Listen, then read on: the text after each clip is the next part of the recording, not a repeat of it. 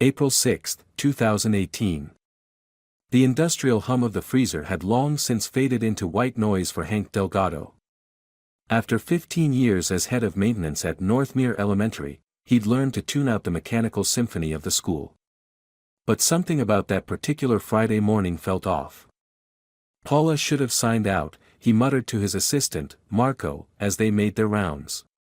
The digital timesheet showed Paula Greeley had clocked in at 6:47 a.m. yesterday but never clocked out. Not like her to forget.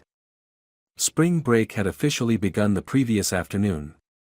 The hallways, normally alive with children's voices and squeaking sneakers, stood eerily silent. Most staff had departed by 4, eager to start their week off. Maybe check the office?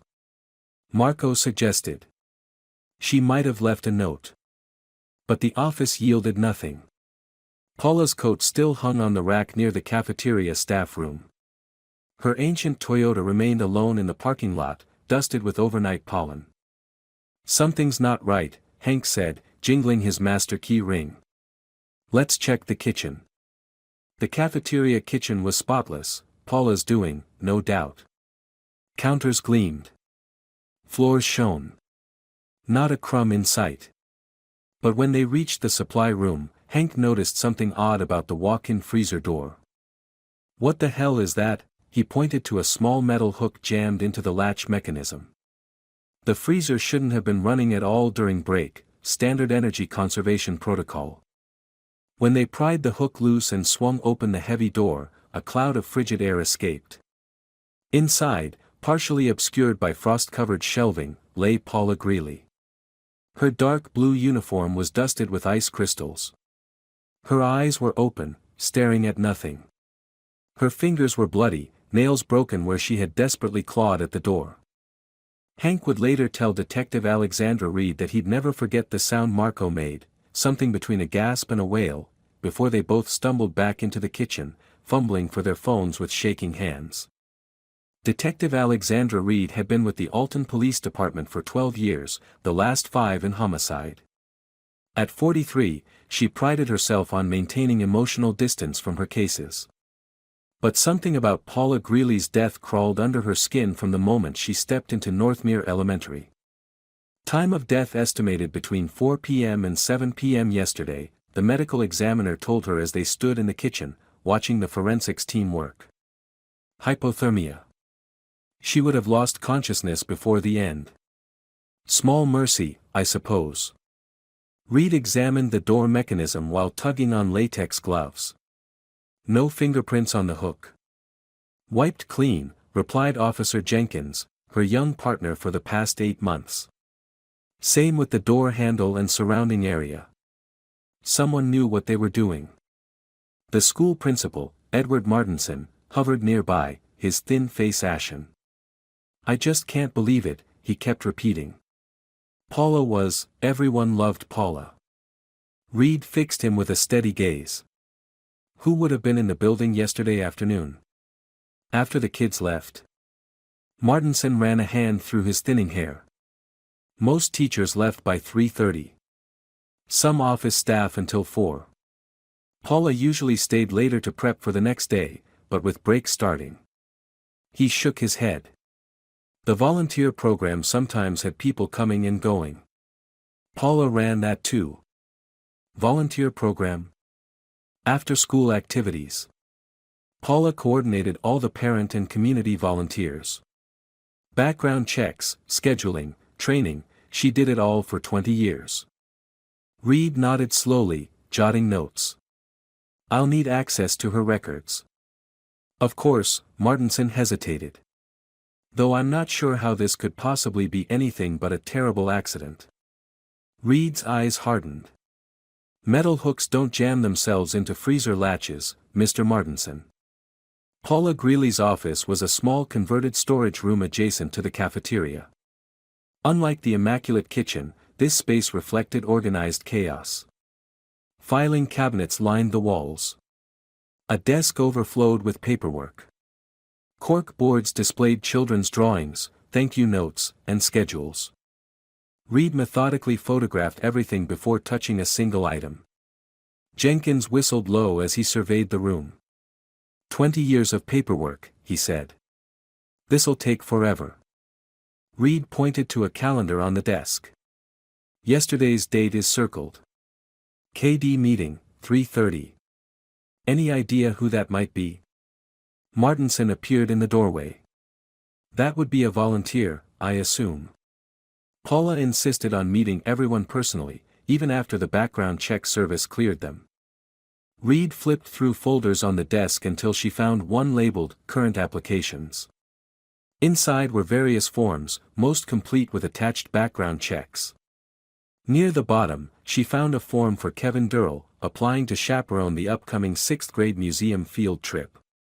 The ID photocopy showed a plain-looking man in his 40s with close-cropped brown hair and glasses. Something felt off. Reed compared the application to others in the folder. The background check format is different, she noted. And there's no signature from the verification service. Jenkins was searching the filing cabinets. Detective, he called. There should be a logbook here. Look, he pointed to an empty space on a shelf labeled, Current Volunteer Log 2017 to 2018. Martinson frowned. That's odd. Paula was meticulous about her records. Reed turned to the principal. We need to see surveillance footage from yesterday afternoon. The school's security system was basic, cameras at main entrances and key hallways, but none in classrooms or the cafeteria itself. The security office was a closet-sized room where a retired officer named Walter manned the screens during school hours. Spring break, he explained apologetically. I left at 3 with everyone else. Reed nodded. But the footage is still recorded. Walter pulled up the previous day's feeds on a monitor. Limited storage. Overwrites every 72 hours. They fast-forwarded through the afternoon exodus, teachers and students streaming out, the hallways gradually emptying. At 3:17 p.m., a side entrance camera captured a man entering through the west doors. He wore khakis and a blue button-down shirt. A visitor badge was clearly visible on his chest. The image quality wasn't great, but the face matched the ID photo of Kevin Durrell. That's the volunteer, Reed said. Can you follow him? The man moved purposefully through the hallway toward the cafeteria. Then he disappeared from view. That area had no camera coverage. Show me all exits after this time, Reed instructed. Walter cycled through footage of every door until 8 p.m. No sign of Kevin Durrell leaving the building. Could he have left through a blind spot? Jenkins asked. Possible, Walter admitted. The loading dock near the cafeteria doesn't have a camera. Maintenance has been asking for one for years. Reed turned to Martinson. I need everything you have on this Kevin Durrell. The records office turned up troubling information. When the school administrator pulled Kevin Durrell's background check from their files, Reed immediately noticed discrepancies with the copy in Paula's folder. The birth dates didn't match. The address was different. Let me run this ID, she told Jenkins, sending a photo of the license to the station. The response came back within the hour. The real Kevin Durrell had died in 2015, car accident in Oklahoma. The ID submitted to the school was a sophisticated forgery. How did this get past your background check service? Reed demanded of Martinson in his office later that afternoon. The principal's face had grown increasingly pale throughout the day. Our provider occasionally lags with updates, he said defensively. Paula always did her own verification too, which is why she insisted on meeting volunteers personally. Reed leaned forward. Someone using a dead man's identity met with Paula yesterday, and now she's dead and he's missing. Do you understand the implications here? Surely you don't think the school is at fault. Martinson's voice rose. Our procedures are. Your procedures allowed a man with a fake identity to walk right into your building, Reed cut him off. I need a warrant for Paula Greeley's home.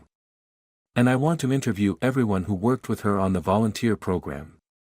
Paula lived alone in a small bungalow 15 minutes from the school. Her husband had died 7 years earlier.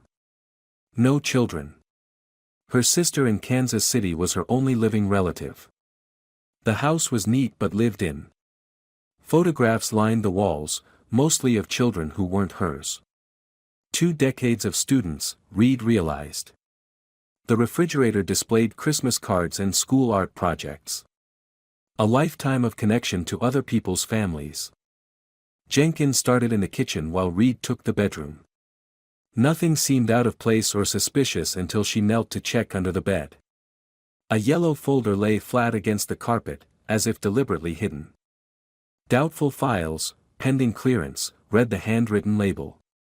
Inside, Reed found 3 volunteer applications with attached background checks that looked similar to Kevin Durrell's, slightly off formatting, missing verification signatures. She also found printouts from the sex offender registry for 2 individuals, neither named Durrell. And finally, a handwritten note. Check Kevin D. Doesn't match. Watch the eyes. Paula had circled the date of their meeting and drawn a question mark next to it. Reed's phone rang, Jenkins calling from the kitchen. You need to see this, he said when she found him. He pointed to a small notebook tucked behind the microwave. Inside were names and dates, at least a dozen, with brief notations like "not real" or "check history again." The last entry, dated 3 days earlier, read, KD equals TR. Compared to 2009 case. Back at the station, Reed spread the evidence across the conference room table. Captain Monroe stood with arms folded, expression grim. Paula Greeley suspected something about this volunteer, Reed explained. She was doing her own investigation. I've requested files on all sex offenders with the initials TR from the last 15 years. You think our guy has a record? Monroe asked. Paula seemed to think so. And she died right after meeting him. Reed tapped the note about the eyes. She noticed something. Jenkins entered with a stack of folders. Found 3 possibilities from 2009, he said. But check this out, he slid a file across the table. Timothy J. Rourke. Arrested in Nebraska for child endangerment under the alias Thomas Reynolds. Look at the photo. The mugshot showed a younger version of Kevin Durrell, same jawline, same nose. The eyes were different somehow, but it was unmistakably the same person. He served 18 months, Jenkins continued. Released in 2011. Dropped off the radar after that. His parole officer lost track of him when he reportedly moved to Minnesota. He's been using multiple identities, Reed said. Paula figured it out. Monroe's phone buzzed. After a brief conversation, he turned to them. Forensics confirmed the scratches on Paula's knuckles matched the interior of the freezer door.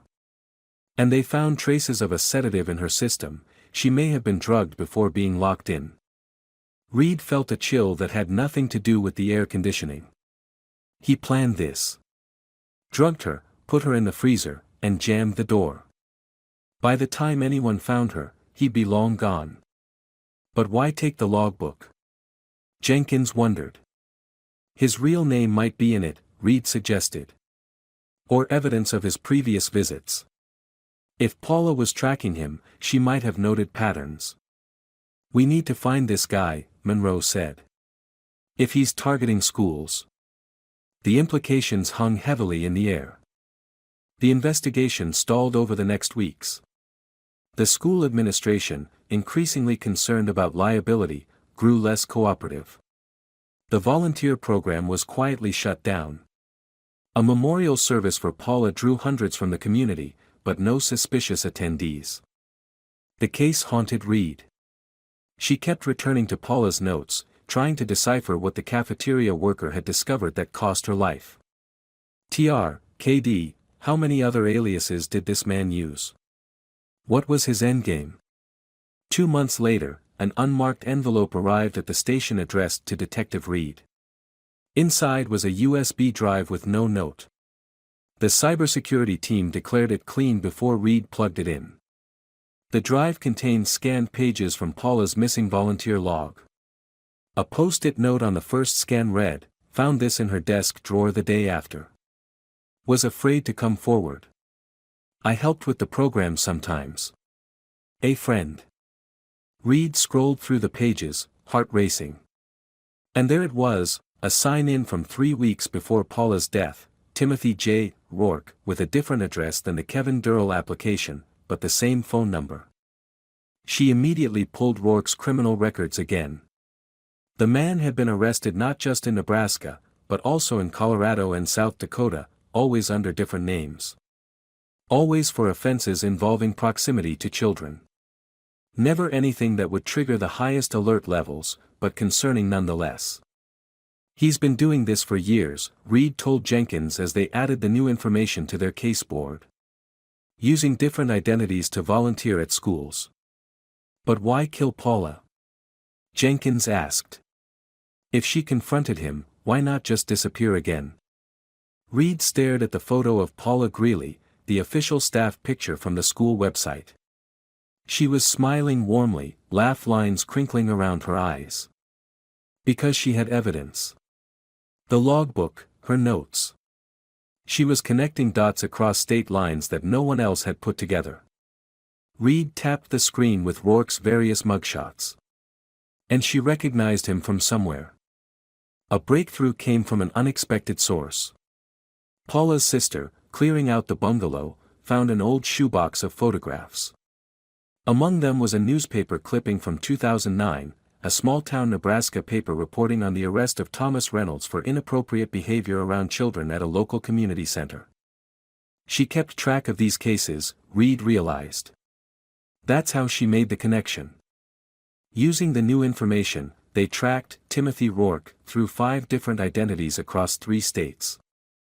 Always the same pattern: volunteer positions at schools or youth organizations, background checks that somehow passed muster, disappearance when questions arose.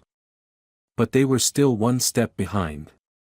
Every address, every phone number led to dead ends. The man was a ghost, slipping through the cracks of a system designed to protect the vulnerable. 6 months after Paula's death, Reed received a call from the school. A substitute cafeteria worker had discovered something odd in the supply closet near the now-sealed freezer. Behind a stack of napkins was a small digital camera, the kind used before smartphones became ubiquitous. The memory card contained a single video file, dated April 6, 2018. Reed watched with Jenkins leaning over her shoulder, both holding their breath.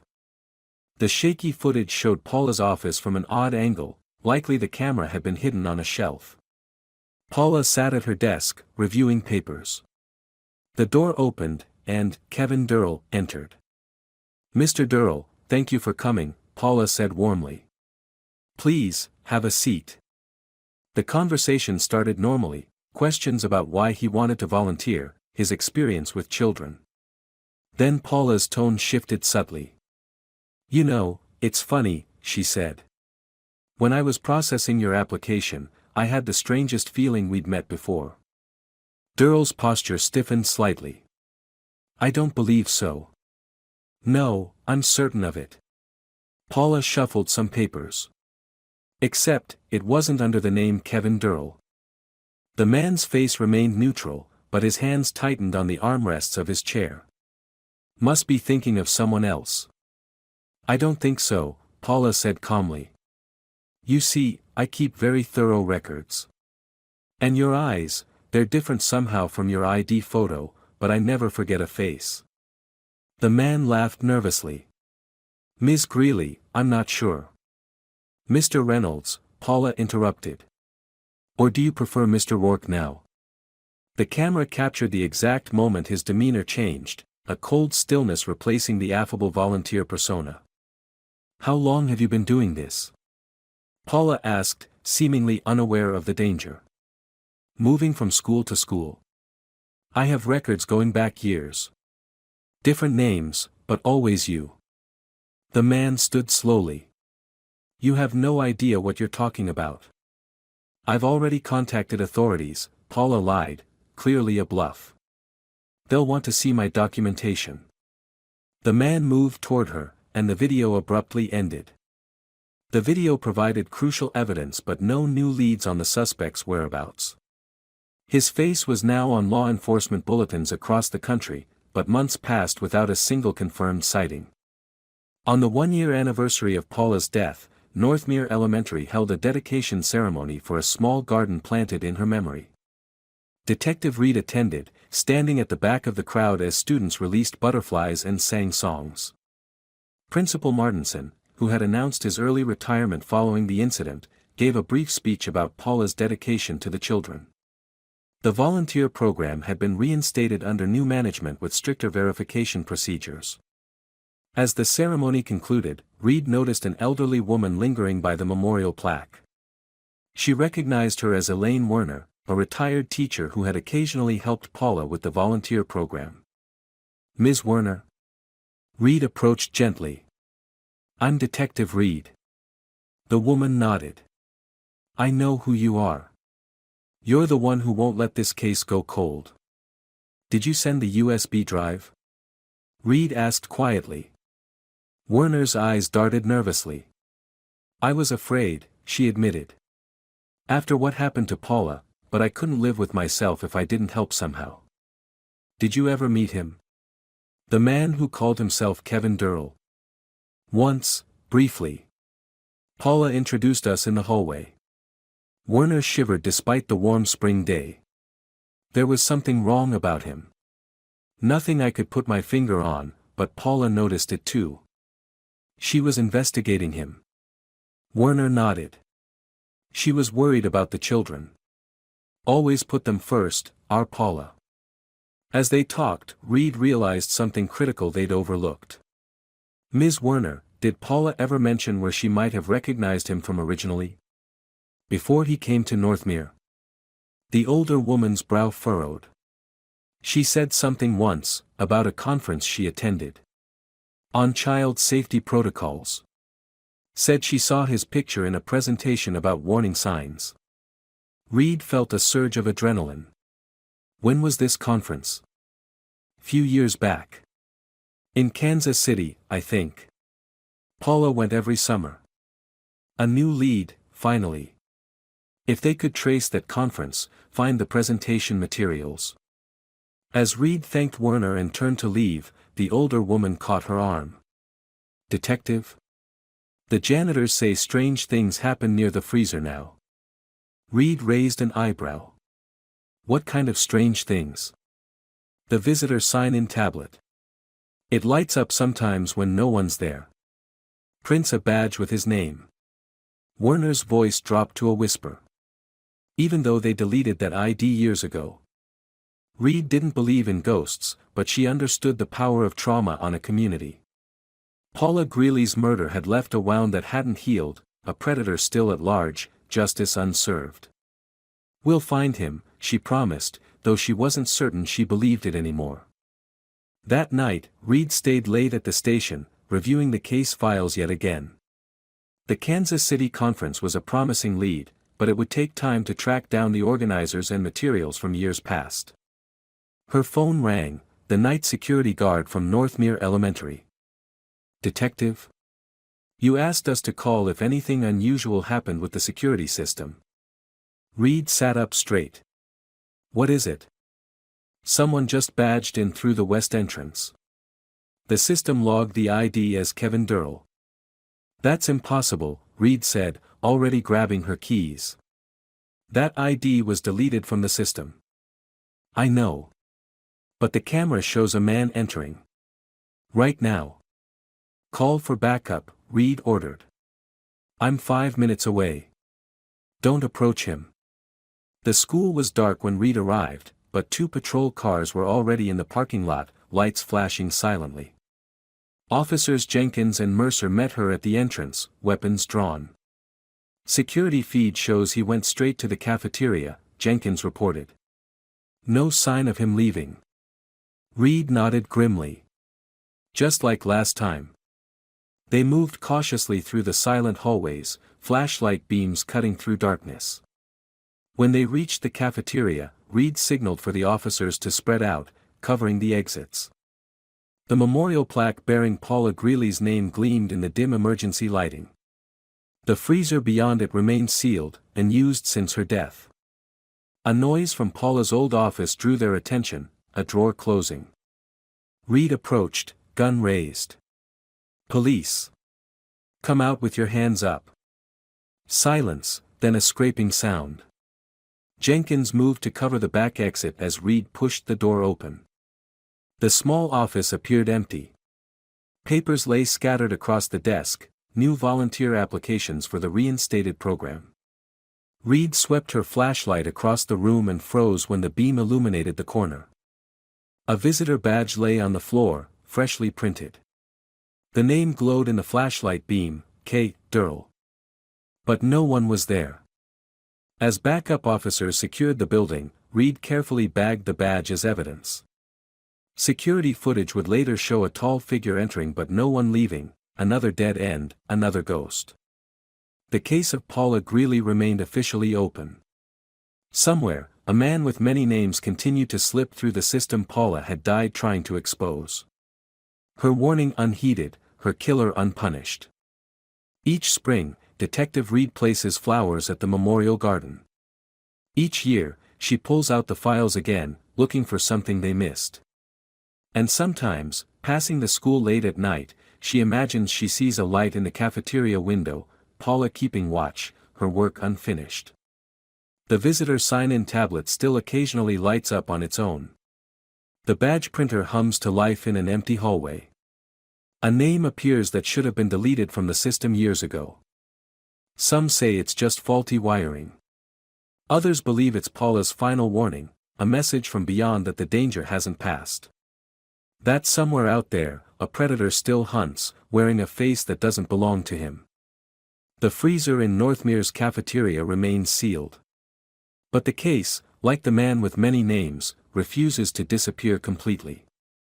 And in schools across 3 states, security personnel have been quietly instructed to watch for a visitor with familiar features but ever-changing eyes.